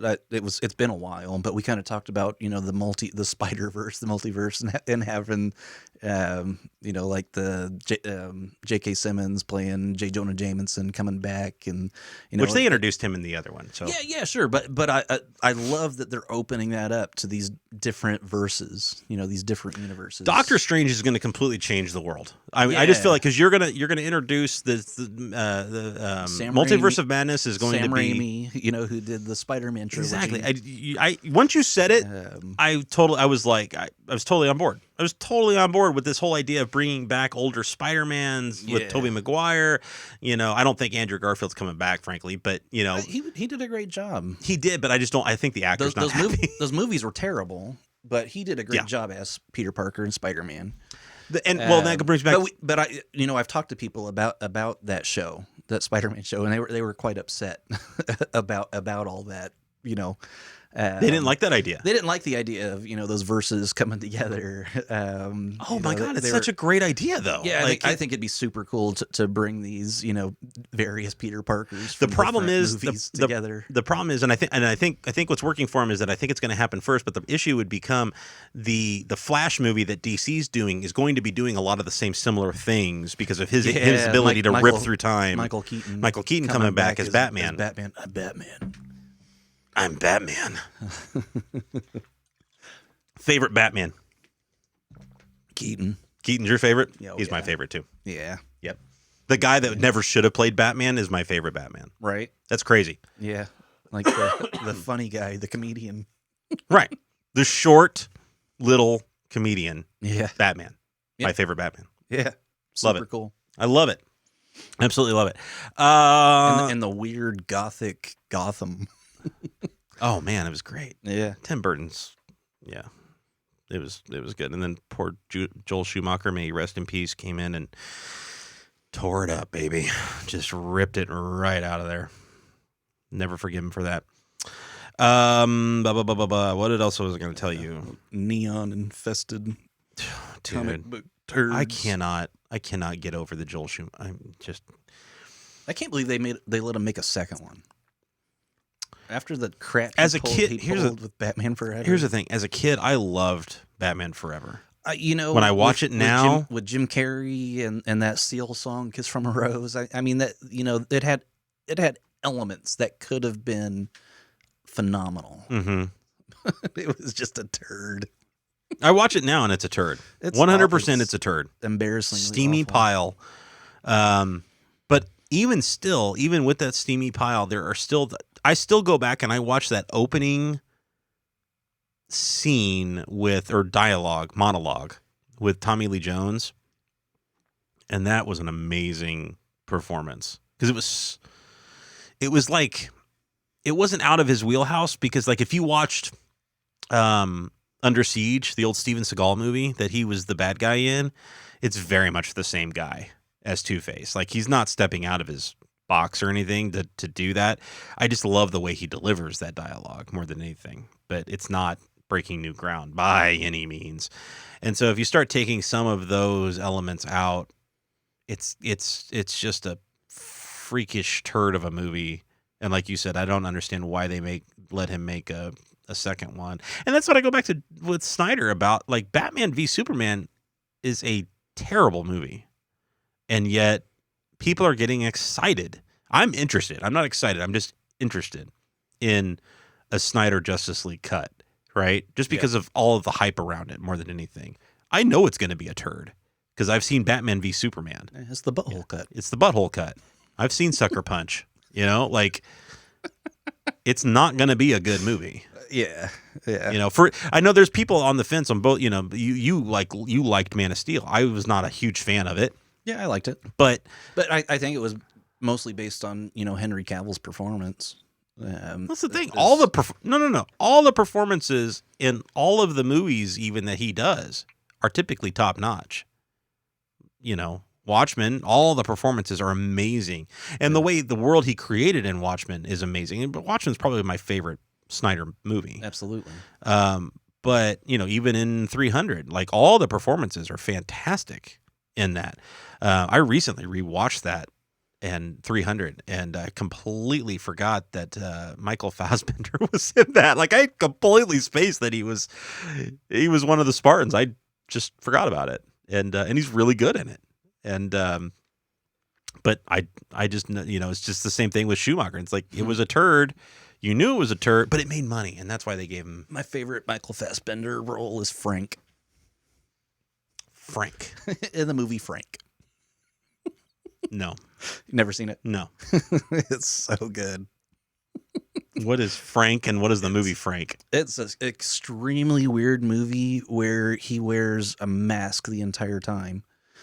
It's about a band, and it has Domhnall Gleeson in it, Michael Fassbender's in it, several other characters that you would recognize, like character actors that you recognize. Maggie Gyllenhaal's in it, and Domhnall Gleeson's the main character, so it kind of follows him throughout it, and he's kind of a struggling musician that gets involved in this very avant-garde band. Mm-hmm. And Michael Fassbender's the lead singer and the songwriter in this very weird band. And he wears this like giant head mask the entire time. And it kind of reminds me of The Doors, like how Jim Morrison was kind of afraid to face the audience when he first started out singing. Like, he would turn his back to the audience and sing. Okay. It's kind of like that. He's kind of afraid to, step out. Where the hell do you find all these strange movies?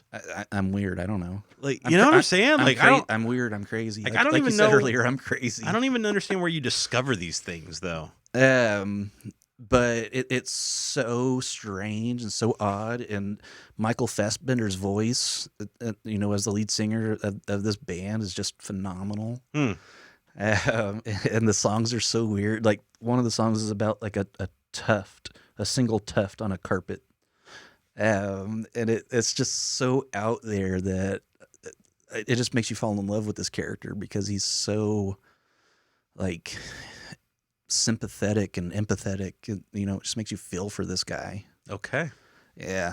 And it's called Frank. Frank. Okay. I saw it on Netflix. I don't know if it's still on there or not, but I'm going to be looking it up. it's worth it. Frank. Okay. Well, there you go. Into the chat, what are some of the strange movies we should be watching that we haven't yet? I mean, this is the time to do it because I like stuff like Frank. The thing is that John dies at the end. John dies at the end. You just don't have the ability to go to the theaters and things aren't being released. So now is a time, honestly, to revisit these strange movies. Odd movies you've never heard about. Yeah. Yes. That aren't even necessarily that old, probably. Like, when was Frank made? It's probably at least 8 to 10 years old at this point. I don't know for sure. Okay. When it was released, it was kind of like when Domhnall Gleeson's career first started. Gotcha. It's one of his early works as a leading actor. Nice. And you don't even know it's Michael Fassbender until the end of the movie. Like you don't see his face until like the very end of the movie. That's funny. Like he completely disappears into this Frank character. That's funny. Yeah. It's great. That's super cool. I read the other day that Avatar 2 and 3, 2's done shooting, 3 is 95% of the way. 2's in the can. 2's in the can, 3 is 95% complete. Interesting. Do you care about Avatar sequels at this point? I wasn't a huge fan of the original. I thought it was a ripoff. Really? Yeah. Oh, ripoff of Dances with Wolves? No, I thought it was a ripoff of. There's a novel. I think it's called Jupiter Ascending. It's a ripoff of that as well as Princess Mononoke, Hayao Miyazaki's film. I thought it completely ripped those off. Okay. Visually, it was stunning. Jupiter Ascending, they made a movie out of. And it was nothing like Avatar. I could be wrong. It's Jupiter something. I can't remember the exact name of this short story. But this short story is about these handicapped people who are able to travel into outer space and go down to Jupiter to work through these avatars, basically that they can inhabit. But I think it was a novel from like the 1960s. It's Jupiter something. I don't remember the exact title. Interesting. Okay. And then like the spirit stuff, like the spirit of the forest, that is a complete ripoff of Princess Mononoke. Mm-hmm. I just thought it was derivative. I didn't think it was very good. So does that mean that you are not? You don't care about Avatar sequels at this point? Not really. I mean, I've heard that they're like going into the water, which could be cool. Visually it was amazing. The 3D technology, didn't really boom like it was expected to. It kind of fizzled out. Well, it wasn't even necessarily. The 3D was a big part of it, but because of that movie, they created so much of the technology they're using in movies nowadays. When that movie came out, it was interesting because they have Cameron on record. It's an interesting interview if you can find it online somewhere. Back when that movie came out, saying the technology we're developing for this film will allow us to create realistic actors from the past. And he compared that to imagine Clint Eastwood not being physically able to portray Dirty Harry again, but he can carry the character in voice, right? And we can digitally recreate that character in a realistic looking way.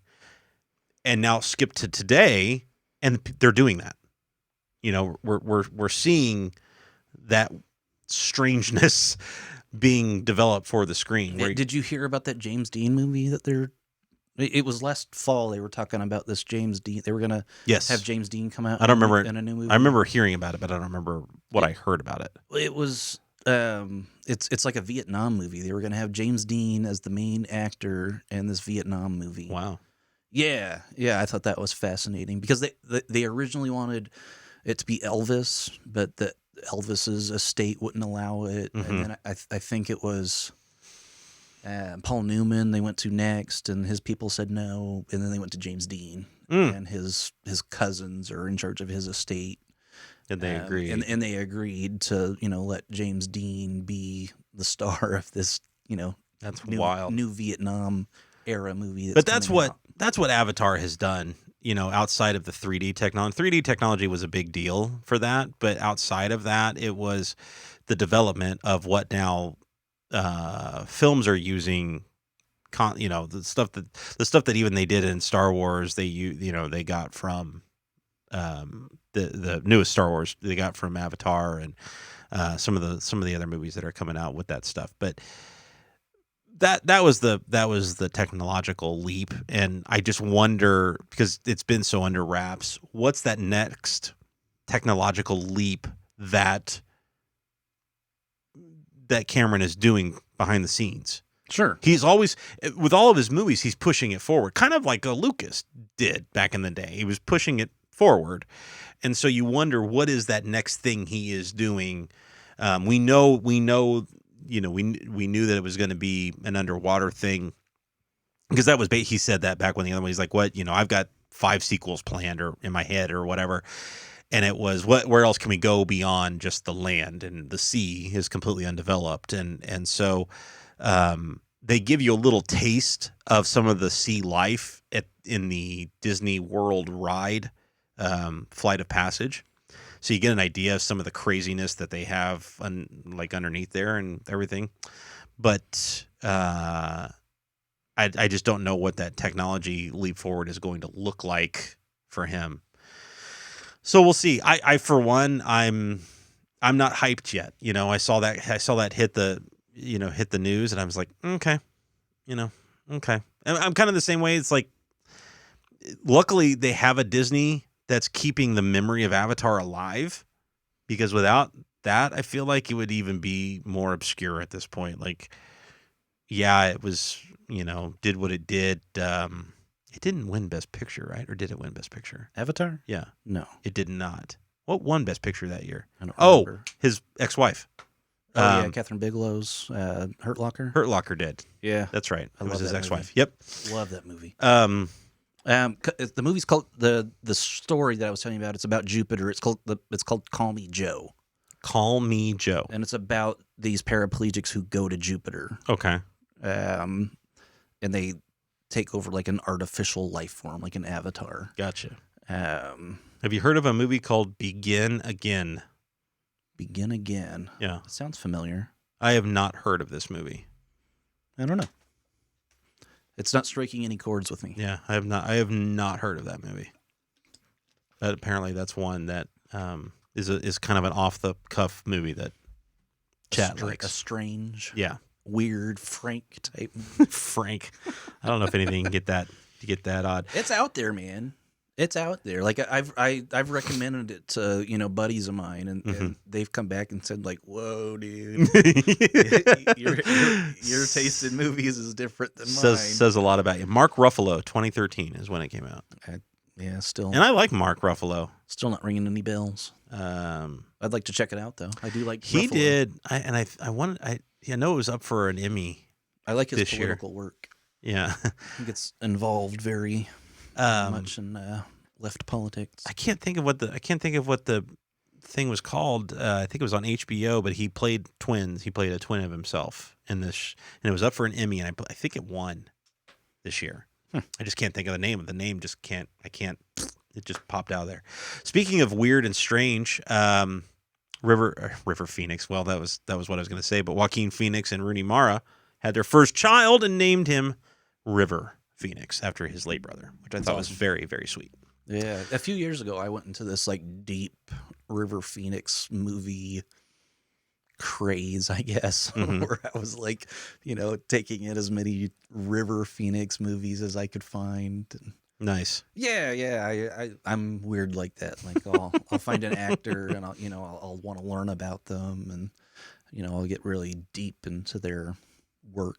Just I do the same thing with directors. Just like Heath Ledger gone too soon. Just the career both of them could have had going into, late age would have been astounding. But I do find it very sweet that the two of them decided to name their first son River. What about Billie Lourd? Did you hear about her son? No. Named after Carrie Fisher. Really? Yeah, Carrie Fisher's daughter, Billie Lourd, had her first child and named it after Carrie. Nice. Yeah, I think that was. So they named their son Carrie? Her son has like 4 names. It's like something, oh my God. something Carrie Lord. Yeah. So one of those long names. So Begin Again, Mark Ruffalo, Keira Knightley, and Haley Steinfeld. I have not heard of this movie. Yeah, sounds like a fun cast. Yeah, it does. It absolutely does. Why have I not heard of this movie? I don't know. Did you hear about Keira Knightley in Star Wars recently? How she forgot she was in it? Yeah, she doesn't remember which character she played. She thought she played Padme. She kind of did. Yeah, she did. I mean, she was one of her handmaidens that took like. She was her double. Yeah. And she was in the Queen Amidala makeup Right. and everything. So she kind of did. Yeah, but she thought she was Padme. She was. I mean, I don't know if for lack of a better. But she said she was like 12 or 13 when she shot that Right. movie. She just doesn't remember it at all. Because there were fan theories that she could come back to the series now because we never saw what happened to Sabe or whatever her name is. Yeah, because she got another double named Corday that did die At the beginning of Attack of the Clones. Attack of the Clones. But yeah, I think I don't remember what her name. Machine. I think it was Sabe. Was it? Sabe sounds really SABE or something familiar. Remember it organically. Use your brain. I can't. Don't use the Google machine. I gotta use the Google the Google machine. Use your organic machine. What? But why when I have? Because it's more fun that way. But the thing is if I'm wrong, then I end up pulling a Black Widow New Mutants problem like what you did. I mean, sure, I may have looked like an idiot for a moment. Oh. Mistakes are our greatest teacher, man. Sabe. Mistakes are our greatest teacher. Yep, it was Sabe. Mistakes are our greatest And Sofia teacher. Coppola was Sache. Sabe and Sache. That's cool. Speaking of Star Wars, tomorrow, actually midnight tonight, I'm assuming, Star Wars Squadrons hits PS4, PC, Xbox, name your pick. Yeah. Are you going to pick it up? Already on pre-order. Nice. Should download right at midnight. Nice. It is cross-platform. I'm super excited about this. Yeah, like it's a massive multiplayer online game. Yeah. Where And you so can fly your own X-Fighter. I got a buddy, he's X-Wing. He's in the PC Master Race or whatever. So, but this is the first time we'll actually be able to game together. So I'm super excited about this. And apparently, the story element of the game, it's going to have a great multiplayer part of it. But apparently, the story part of this game is phenomenal. I read an early. It's not they're not calling it a review. It's like an early pre-review, and they're saying that the story leaves you wanting more. Yeah, which is kind of how I felt about every Star Wars movie since I was a child. Well, I want. I've always wanted more Star Wars. That's how you get, Star Wars Squadrons 2. Right? Is you leave them wanting more. Or DLC down or DLC, content. Yeah. I felt that way about the Battlefront 2 story. I thought the Battlefront 2 storyline was great with Iden Versio. Like, I loved that. And I read the book. I've never played the Battlefront games. Well, the second one is the only one that has story into it. The first one was complete multiplayer kind of scenario, no story, whatever. The second one is worth it. If you can, I think they even had it for free on PlayStation Plus. You should have picked it up. But but don't because the story part of it, no, what I'm saying, the story part of it is super, super good. Is it? And there's a great book beforehand that kind of leads you into knowing who this character is, which I thought was really cool. So I read the book before I played the game. I don't. All the reviews that I've ever read about those games, and this is before the DLC, like they've never had great gameplay reviews. Neither Battlefront 1 or 2, they've never had great gameplay reviews, and that's my whole thing. I'm into the gameplay more than the story and the graphics and stuff like that. I want great gameplay. It's a first-person shooter. Third person, isn't it? So you stand behind the character, or are you like seeing through the eyes of the character? No, I'm pretty sure you're seeing through the eyes of the character, if I remember right. Okay. I know when you play online, you're seeing through the eyes of the character. Okay. So all the multiplayer is first person. As a Star Wars lover, it should be on your list.